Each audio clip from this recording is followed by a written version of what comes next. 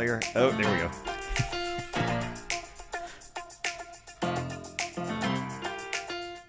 We're doing the City Scoop because Blair Hacker's here. I love my bumper. It's got its very own bumper. I love it. Yeah. It feels so important every single time. Yeah. And also Ray Kinney. That's right. And Ray is the Director, Office of Emergency Management. Good morning to both of you. Good morning. Thanks. Good morning. Happy March. Let's talk about this. Is there anything, the important stuff first, is there anything you've got a moral objection to buying now because the price keeps going up?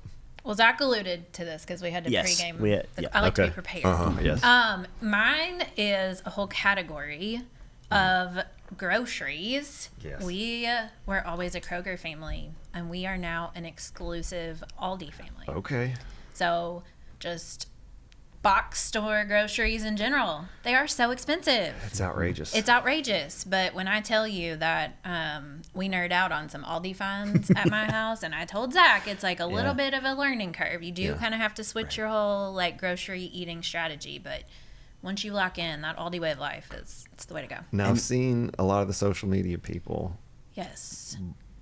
Aldi's social media game is so strong. Even if you don't shop at Aldi, please follow them. This is a shameless, unaffiliated plug here, but like cracks me up every day. I've seen some complainers saying that Aldi does not have like so much of their food is like not like this heavily processed. It's heavily processed? That's what they said. See, that's so interesting because I actually think it's the opposite. Yeah. That I think it's that's more... That's everybody's perception has always been. Yeah. So you've got some... It's more like ingredient based, like not as much like ready to eat, not as much of the like junk food, like prepackaged kind of stuff. That has at least been my experience. So there are detractors out there that are trying to say this is not but I can't verify, so I'm leaning on you. Well, I'm heavily biased, obviously, so this is not a fact, but in my experience, I have the opposite experience. Well, and also Aldi has the special like secret sale aisle, right? So fun. Like you're not finding that at Kroger or anywhere No, else. and like Aldi finds, they switch it up all the That's time. it. That's the one. They do break my heart. There's this one specific kind of pickle that I'm obsessed with, and you can only get it in the summer season.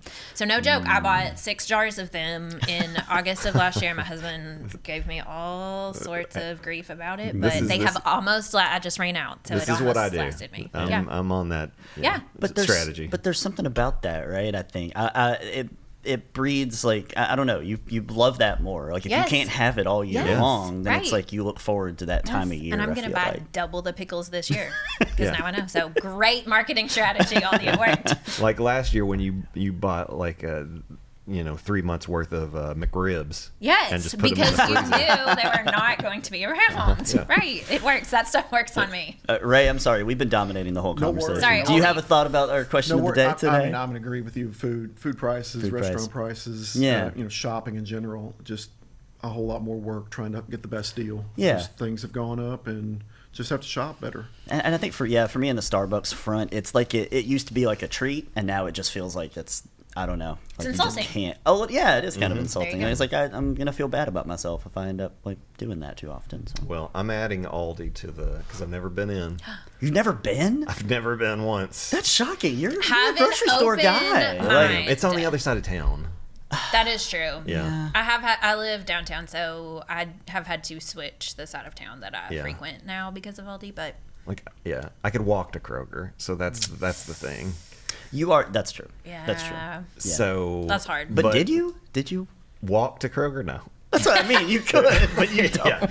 There's a little gate like in our neighborhood that it's closed off, and like a little guy rides a scooter through there. And it's like, and I'm like, man, what if I had like an e-bike or something? But I'm doing Aldi now. I'm on your recommendation. I'm headed over there because it's like we're trying. Should we have snack chat Aldi Finds edition? I'm here for it. We got to talk to the snack lord Brett. I'm just saying. He recently, we had our Oscar special a few weeks back, and he provided a couple of snacks from Aldi, and they were delicious. Okay. I'm just throwing it out there. I think he's making notes right now in the studio. Here we are. This has nothing to do with City Scoop, so here I am. That's a great. We should do some of that. That's a great segue into some scoops for the city, right? What have you got for us first? Okay, I have a couple of just regular housekeeping city scoops. So we are continuing along our Civics journey this year. Frankfort Rocks, Civic Proud. We got to debut some fun stuff here last month. We are this month, the month of March, in our Call City Hall unit. So we have been putting out all sorts of information about if City Hall feels intimidating to you, how we can make that easier, more accessible, know where you're going, feel comfortable coming in, feel comfortable going to the right person to get that information. One of the things that we are doing, we're going to kick it off this month and it's going to continue quarterly the rest of this year, is satellite town hall events. So essentially, this is going to be us bringing city government to you. So the first one of these is going to be March 31st from 4 to 6 p.m. at Juniper Hill Park. We're going to have some food available. Basically, it's going to just be open house style, come and go as you please. Every city department will be represented with a table that you can just come speak, come talk to us, come ask questions, get information about programs, projects. Elected officials will be there just if you want to meet and greet with them. So this is for anyone who feels intimidated coming to City Hall. Maybe it's not accessible for you. It's not easy. Business hours are not easy to make, or it feels intimidating to get up and speak at a public meeting. This is for you. This is that opportunity for the community. We're going to do these quarterly. We're going to rotate around different days of the week, different times, and try to hit all areas of town, east, west, north, and south. So we'll be putting those out. The next one I think will be in June. But okay. March 31st, right. 4 to 6 p.m. Juniper Hill Park. And I will send you guys the graphic for that if maybe you want to run it. Yeah, we would love to share that info. And we can put it on the Cableton bulletin board as well. And I noticed on social media as well, you guys said in reference to trying to be more informative and let people know what's going on at City Hall and how they can get around. I really liked the sort of overhead map you guys had on social media as well. Just for folks like, I think I'm used to this as I've been here my whole life mostly. And so like I know where to come in City Hall and I know where certain offices are and I know where the council chambers are. But a lot of people maybe just moved here and they don't know that. They don't know. And that feels intimidating. As a person who like Google Maps everything and satellite maps it before I go, I want to know exactly where I'm going. Okay, other scoop. Yes. We hit the ground running with the Sasaki Riverfront Development Plan that the city is doing. So we actually will be releasing our first public engagement opportunity for that this month. So that is going to be an online survey. We'll be putting out more information about that. It's in development stages, but this process, Sasaki has been amazing. City staff are working with them weekly, and it is going to be very heavily stakeholder, community, resident influence. So that will be coming out this month. So very exciting. Yeah. Okay, last scoop. Podcast. City of Frankfort podcast. Hope everybody is listening. We have a really big guest on the pod next week. We are joined with Lieutenant Governor Jacqueline Coleman. Ooh. And she is speaking with Sarah Anderson and Alex Cunningham of the city all about International Women's Day and women in leadership, specifically in our state and in our community. So very exciting. Go ahead, like and subscribe. We host that on Podbean, but you can get it on Apple Podcasts. We have a YouTube feed. So sign up for that and you'll get that drop next week. Very exciting. And then really maybe even more exciting than the Lieutenant Governor, to round out the podcast for the month of March, we have our very own Ray Kinney on the pod. Right. So he gets to give you an actual in-person preview of his podcast. So Ray's here. We're going to talk us through a little bit about the Severe Weather Awareness Week here in Kentucky. We're kind of midway through it, right? We are. So this week is the National Weather Service's Kentucky Severe Weather Awareness Week, March 1st through the 7th. Each day they pick a certain topic. Today is warning reception. And part of the warning system is the outdoor warning sirens, which we just ran a test. Had a little bit of weather here that we were kind of iffy about, but we went on and went with the test to test our outdoor sirens. Another part of that, thank you guys for having us, Frankfort Plant Board, Cableton. Local TV and radio is a big part of weather reception. News, we get those warnings. You guys can go live. You can share information, banner across the bottom. We use social media. A lot of different things are out here now that we can use tools, Instagram and Twitter and Facebook being really the big one that everybody goes to. Phones, these phones, wireless emergency alerts.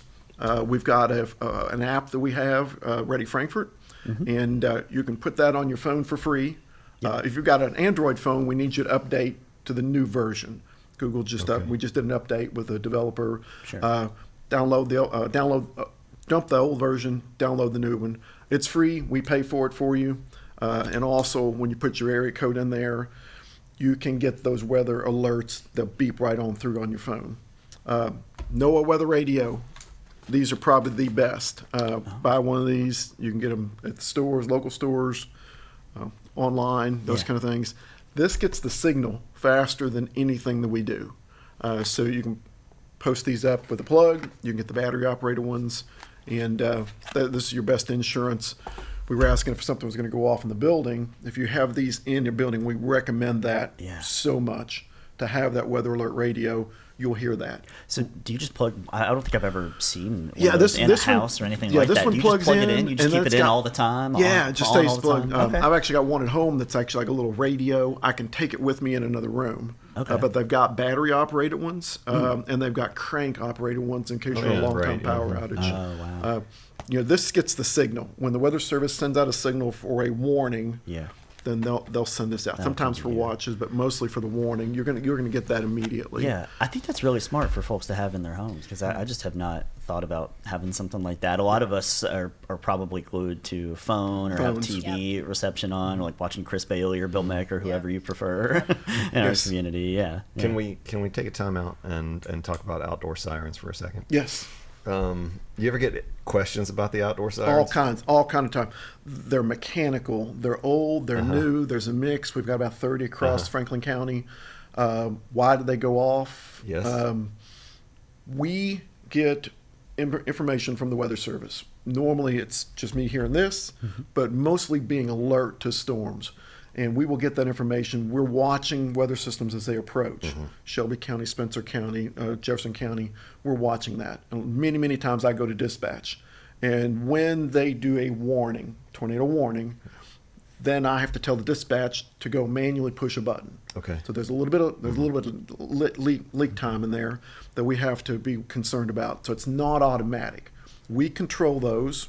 If we have any kind of outdoor event, a hazardous material spill, some kind of other issue that we need to alert the public about, we can set those off. They're not just tornado sirens, they're outdoor warning sirens. I feel like last spring there was a change. Like I had never heard them go off continuously as long as they did last spring. Yeah. So we run 3 minutes on every time we push that button. That test is 1 minute. 3 minutes for when we do a warning. Okay. So when we're in a warning for 20 minutes, 30 minutes, or we had 3 different warnings last year and went more than an hour. We had to listen. 3 minutes, hear it go off. We're still under warning. Have to push that button again, and we went more than an hour. And we just kept setting them off and setting them off and setting them off and setting them off. I think that event where we had all those, we missed. We didn't get anything severe. Right. But it was just right outside we were the on county. The edge of it. We were so lucky with north, south, and onto our east, got all the severe weather that time. And my last question is, my wife's not watching today. She's at work, which means I can say this. My wife was under the impression that there was a vehicle that rode around town with the siren on, and that's why it got louder and softer. Well, okay. And I said no. They rotate, right? Almost all of ours rotate. I think it was Ray they himself, spin. actually. I think that was it. Time. In the siren mobile? Yes. With it hanging out of the window. When I first started in law enforcement, we used to have to go through the neighborhood and say on the PA, the law enforcement can go out on the PA and tell if we've got a specific warning. Wow. Yeah. They can get on the PA and tell people to evacuate or whatever, but they spin. Yeah. So you not hear like them and then you don't. It's not like the Bluesmobile riding around No, not quite. I don't know. Just making sure. You might see Ray. You might. Emergency management's best kept secret. And then what? So anything else on? Maybe speak to the importance of like monthly tornado drills. Yes, we do outdoor siren tests monthly on the first Monday. Weather dependent. Right. When it's really cold in the wintertime, they're mechanical. We don't set them off in the wintertime. They're still internally tested every day, and then we can go and manually check things. They do break down. Right. We have certain sirens that we have, old sirens that have been put onto the new system. Just mechanically, when they expire, they're not going to be replaced. In 2016, we put a whole new series of sirens in. They're much bigger. They cover more area. You'll hear them right directly underneath the siren. You might not hear them as far away. Indoors, you need to have something else. Okay. They're designed for outdoors. I can't stress that enough. Yeah. Outdoors, outdoors, outdoors. And it's not going to be loud enough that it wakes you up out of bed. And, if you're doing your work with earphones on, you're distracted. During daytime, there's a lot of noise. You might hear something faint in the distance. You just need to be aware. Yeah, I think that's really smart to have those in the house. I think that's something good too, because we'll hear this a lot. They are designed for when you are outdoors. Yeah. Well, totally. And most people, but my house, I think there's one on my chimney because it definitely wakes us up. That's good. It must be nearby. That's good. But we're spread out. So yeah, check out the NOAA radios though, because some it's depending on where you are with topography and stuff, the way the sound carries. So did we not talk about flood information as well? Yes. Well, last week we actually had Flood Awareness Week, and there's a lot of stress going on in the community. I get texts, I get questions. We had a really bad year last year. Well, it's hard to believe it's not even quite a year. Almost. We had a February flood, and we had an April flood. Yeah, we had two major floods last year. I think it was number 10 and number 2 for all-time records. A lot of storms in between. Aerial flooding, Elkhorn Creek, South Benson Creek. A lot of those other creeks. We had a lot of rain last year, and so we just finished that week up. So far, right now, our outlook is good. We got rain all this week, but believe me, I watch every day. I watch our creeks and I watch our river. This little bit of rain is actually beneficial for us right now. We're good. We're good. We're going into springtime. Things will start blooming. It'll get a little bit better. This week we're good. Talked to Blair. She had some concerns. Called me today. I was about to say, I'm the one who sends him screenshots at like 8 p.m. And I'm going, we've got some great partners with the Weather Service. The hydrologist down there, Andrea, she's just wonderful. They work with us directly. A lot of conversations. She came up and talked to our LEPC group and DS group last month. They work with us all the time. Great information. It's out there for the public. Water alerts, those kind of things you can log into. Just there's so much area above Frankfort up top, not necessarily in the river bowl. A lot of people don't pay attention. So our creeks and river we watch all the time. So far we're looking good right now for this spring. The Climate Prediction Center has got us kind of in a moderate category. Okay.